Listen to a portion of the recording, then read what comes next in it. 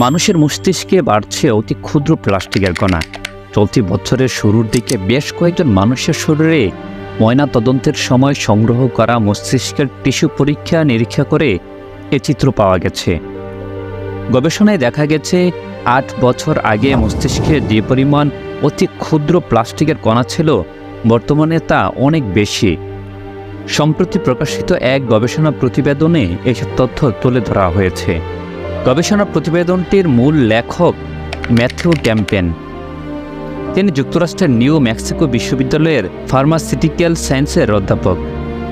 এই গবেষণার জন্য 2016 সাল থেকে 2024 সাল পর্যন্ত ময়নাতদন্ত করা 92 জন মস্তিষ্ক, কিডনি ও যকৃতের টিস্যু পরীক্ষা নিরীক্ষা করে দেখেছে গবেষকরা। বিজ্ঞানীরা বলেন, টিস্যুগুলো পর্যবেক্ষণের ভিত্তিতে আমরা মনে করছি আমাদের মস্তিষ্কে খুবই ক্ষুদ্রাকৃতির প্লাস্টিকের